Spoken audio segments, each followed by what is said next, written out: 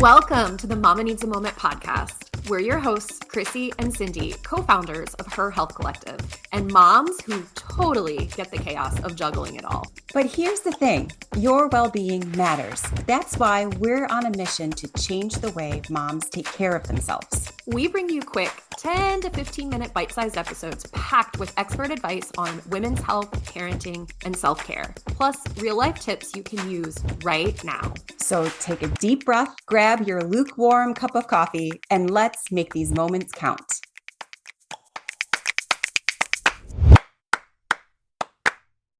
Today, we're sitting down with Latoya, a certified interior decorator and licensed therapist who believes your home should do more than just look good.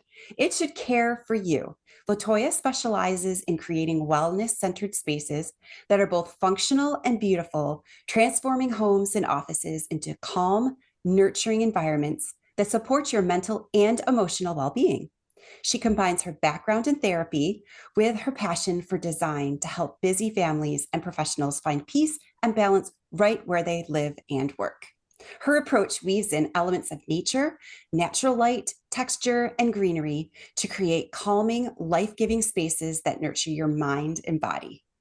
As a mom and caregiver herself, Latoya understands the power of having a home that truly restores you, a place where you can exhale, recharge, and reconnect with what matters most. And before jumping on, Latoya and I were connecting about having teenagers and what that means for our environment. It's kind of like toddlers, but with like more mature items around the house. Longer legs. With longer legs, yes. Yes, exactly. So I'm really excited to have you here, Latoya, and to hear how we can just manipulate our spaces to give us more energy and give that natural light, greenery. I see the plants behind you. Yes, welcome. Thanks so much for having me, Cindy. I really appreciate being here. And I think one of the big things as moms that we often don't really acknowledge that we also have needs. I think those very typically go in the background. We often are viewing our kids, whether they're little or they're big, as our babies. So our role with prioritizing caregiving tends to come first, and we simply forget and neglect our own care, our own spaces. So when we are reminded about, the need for that, we sometimes tend to experience some guilt. It can take a lot of action to meet those needs that we have. So in terms of creating those spaces that exist for us, it's really important that we just kind of pay attention and allow ourselves to pause and stop. And we can definitely create spaces that accommodate for that. And I know in recent years, we have had definitely a lot of focus on those open spaces where everyone comes, together in one space. And while in theory, it's a very good thing, it's not always practically. And so, we might not always have the opportunity to kind of have everyone have their own individual space, but what are some of the things that we can do to kind of really create that? And I think one of the things I ask talking to families is, what are your values? What, for each person in the space, what's most important to you so that you can pay attention to getting those needs met? It might be looking at the layout of the room so that you have a chair that faces the window, or it might be really paying attention to active versus quiet spaces. Having a bedroom that has blackout curtains if you work the night shift and you need to come home and sleep. So really paying attention to some of those things that really support you. I think just some initial things to think about are really identifying and embracing your values so that your space meets your needs. Oh, that's such a great idea, is figuring out those values, which can be hard. I've Yeah. done quite a bit of values work and trying to figure out my values. And do you have tips for finding your values? Absolutely. So this is something I often use with my clients in therapy, but also I'll use this with my decor clients.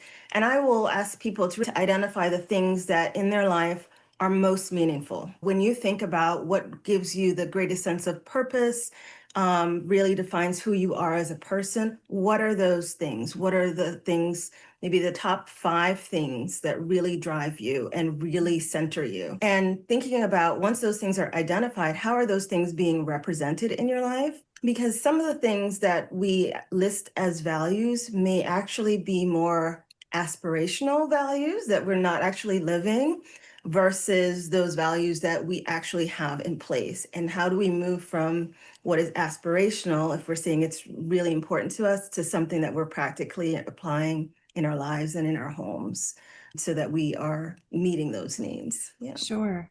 Sure. So what we've already talked about is a bit about helping us as moms and caregivers to be mindful when it comes to protecting and nurturing our own well-being. Yes, because I have a very supportive partner. He's involved, and I do find and feel it could just be my perception that I'm the one that's holding things together, even though I do have a lot of help. But I do find that I'm managing everyone else's needs while oftentimes pushing mine to the side. And then I end up losing it because I haven't paid attention Yeah. to my own needs. Was there anything else that you wanted to add in this area of being mindful and protecting our nurturing and our well-being? Yeah, absolutely. So to your point, you recognize that you are the one that feels like you are kind of guiding the ship, so to speak, right? And Yes. kind of without you at the helm, it feels like, ooh, we could go in a very We're different going down, direction. folks. And I think that is such a relatable experience. I think stress is experienced by all of us, but I think a lot of research also supports the fact that moms traditionally assume that role, in terms of the emotional outcomes, the physical responsibility for our kids, what happens. And having healthy outlets is really important for us to be able to relieve excess stress. So kids, certainly their cognitive, their social, their emotional development is a lot tied to our functioning as moms. So they look to us for a lot of cues in terms of how to better manage and understand their own feelings and their responses. And when we're more fully balanced, we can positively engage with them a lot better.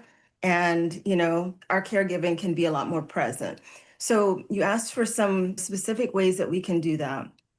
I think that building in rest, building in spaces for rest is really very essential, and proactive care is essential for our well-being. And I think one of the things that sometimes it feels like we misinterpret is we feel like we have to be absolutely overwhelmed before we take a break.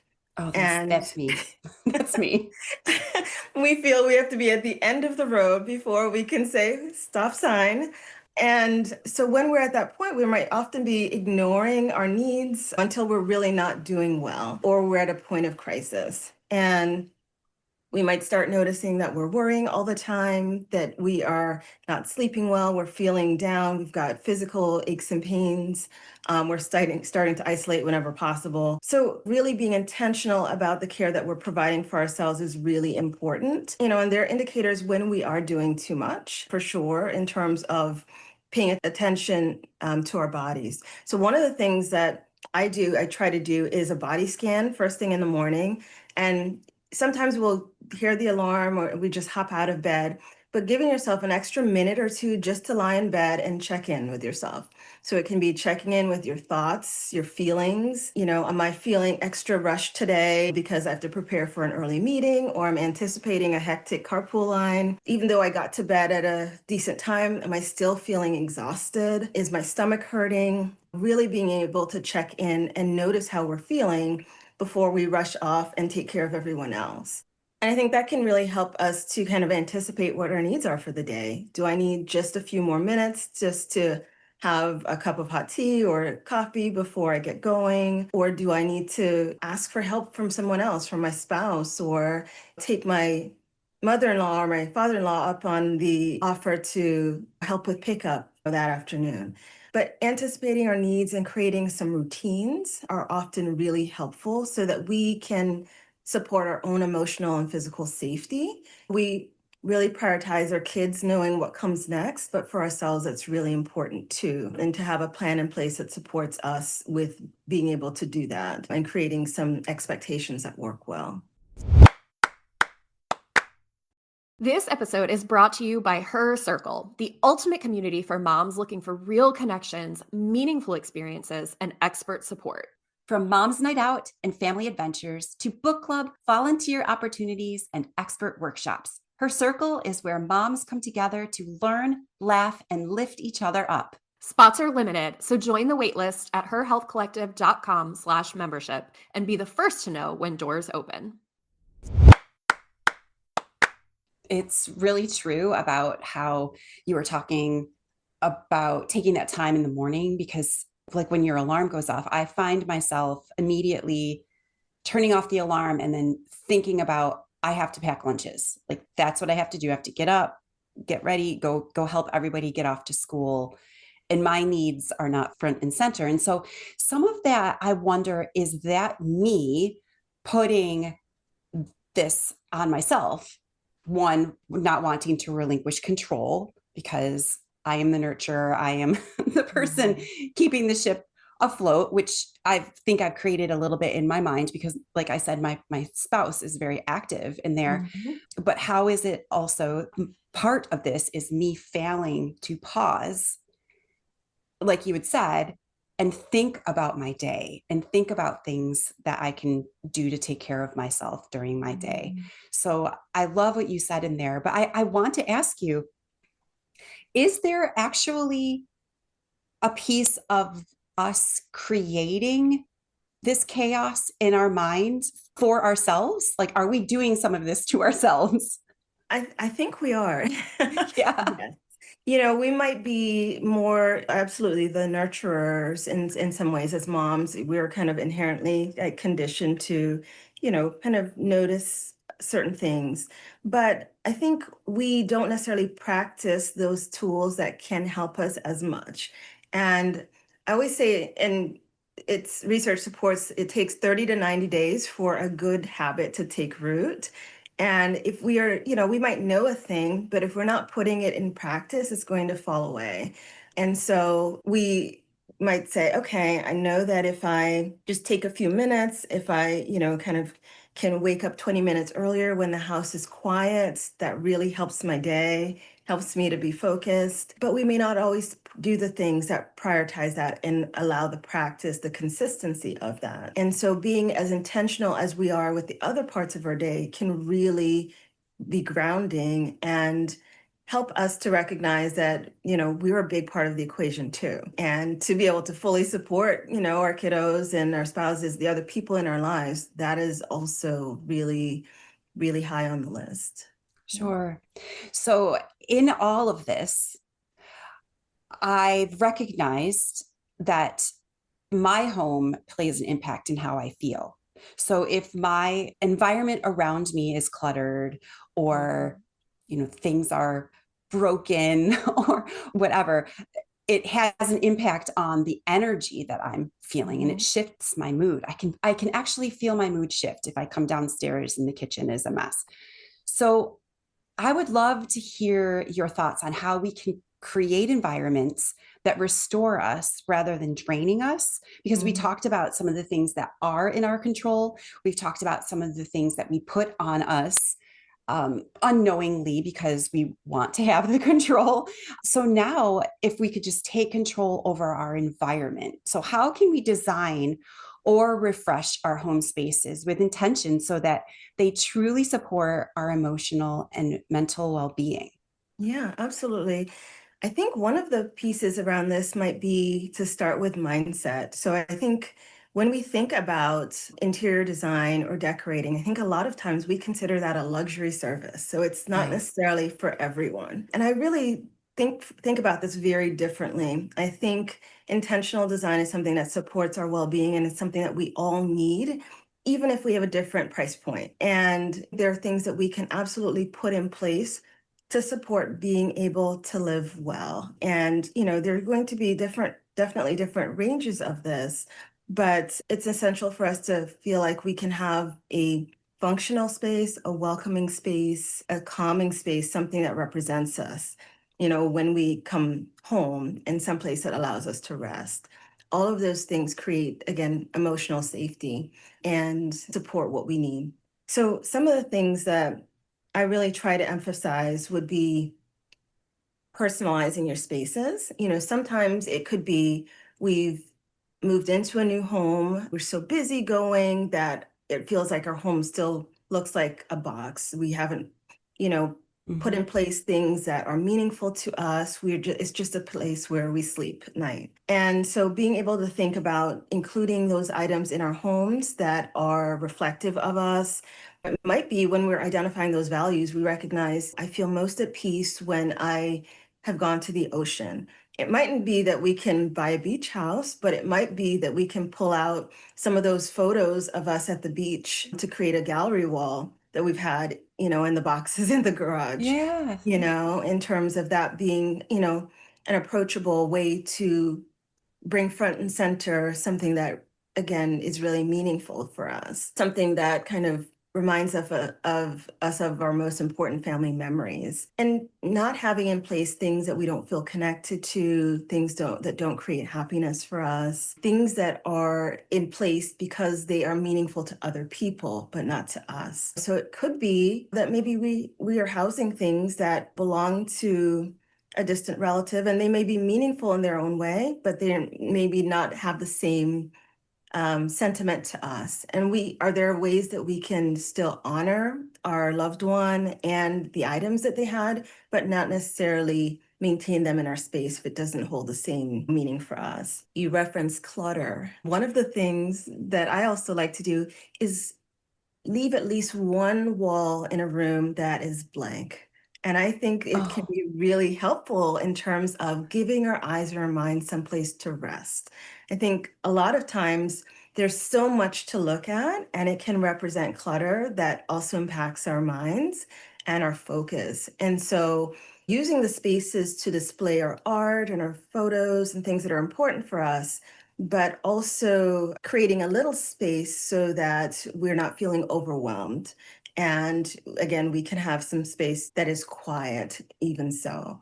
I like to use a lot of natural color palettes, things that evoke the sense of nature, because a lot of us are really drawn in by nature and just me much more relaxed by it. So I'll use a lot of blues and greens and browns and whites, a lot of tones that we might see reflective and make us feel good and connected as well. And, I use a lot of what we call biophilic design. So mhm. it's really that natural element, use of texture, use of a lot of natural light where possible, use of elements, plants, elements that are really going to draw us in, help us to feel calmer, reduce toxins in the air, sustainable, eco-friendly products and elements that we can introduce to our spaces. And I think it's important to tell everybody that there are some plants out there that are low maintenance for people like Yes, me that do not have yes. a green thumb. One of those plants is a pothos. Yes, it It's is. pothos. And yes, I can water this thing once a week And and it's then it fine. flourishes. It can tolerate the dark. It can tolerate lighter conditions. Absolutely. The Yes. peace lily is also another great plant that helps to remove toxins from the air. The snake plant is one that also is fairly low maintenance as well. So, right, I think sometimes we think there are things that require too much energy, but there are some things that can work really well for us in our spaces. Sure. Yes. So, as we wrap up our discussion, I would just like to connect with you a little bit as a mom to mom having teenagers and the spread. I mean, when they were young, it was toy spread, and it's always been the school spread, like papers coming home from school, and then they just get dumped on the counter or projects or whatever. What do you do with teenager spread? They will drop anything anywhere. And then you're like, please pick up the counter, pick up your room. And they're like, okay. And then it doesn't happen. Do Yes. you have secrets? I don't know if there's secrets. I do. I think one of the things that I try to do is really kind of reinforce the what comes next in terms of if there are things that are really meaningful for them, those things can be accomplished once we take care of the things that need to happen, Mm. right? So it's always, can I can I? And yes, when? I think that's something that I started to use early on and I still use. So when you've been able to put away these school papers or the shoes that are forming a collection in the hallway, then we can move on to those things. I'm really excited for us to go do this when. And so it kind of puts some of the responsibility back on them in terms of when it actually can happen versus me just being the bad guy and saying no. And so I try to really foster that sense of responsibility for them so that they know that their choices have consequences in terms of how we can use our time as a family. So I think that's one of the things that I do most often in trying to manage the spread, but also creating some systems so that they have a home for everything, whether it is kind of schoolwork or summer clothes, winter clothes. If we're not using this at this time, do we put it in a storage bin and put it away in the garage until the next season that we need it? But just so that they can also participate in creating the solution. One of the things I found is that if I have gone through and I'll just write up, a board of, okay, do this at this time, they'll look at it once and then they'll forget about it. But Right. really trying to get them to be involved, like, how will this work so you will be engaged in it and that you will participate in it? That feels not often 100% effective, but more effective in terms of them being a part of the solution and joining us, in terms of getting done what needs to happen. So I think there's not necessarily you kind of one way, but trying to see what works for your family and just be flexible about the fact that it can change if you're feeling like it doesn't in that time. We have a plan until we don't. And then we need a new plan, something that feels like it's going to be more effective and then going with that. Yeah. That's so true. We have a plan until we don't. That's great. I need to remember that one. When you have clients and you sit down with your clients, what does it look like? You incorporate helping them with their surroundings as well as talking to them with what cognitive behavioral therapy is that the process that you use with them? That is just such a wonderful tool that you have that you can incorporate those together because you're absolutely right. Environment does affect your well-being and vice versa. So I love that. And that's just like any other therapist that has a specialty. A huge shout out to our Patreon subscribers. Your support truly means the world to us. Thanks to you, we are able to continue the weekly production of Mama Needs a Moment and getting this valuable information from these incredible guests out to you, our listeners. This final question has been recorded as a bonus and is available for our Patreon subscribers to go listen to right now. Be sure to log into your Patreon account and have a listen. If you're not a subscriber, we'd love to have you. The link is in the show notes. Thank you so much. It's been such a pleasure to sit down with you and to have this talk with you. Thank you so much. I've really enjoyed talking with you as well, Cindy, and, just supporting moms. And I think we all have so much that we can give back to ourselves. So thank you for your time today. That's a wrap. You carved out a few moments just for yourself, and that's a big deal. We understand that time is limited, but we've got your back, which is why we keep these episodes short, sweet, and packed with goodness. Don't miss a thing. Hit the follow button so you're always the first to know when a new episode drops. If you had as much fun as we did, let us know by leaving a review. And remember to let other moms know that we're here doing motherhood alongside you. Grateful to share a few moments taking care of you.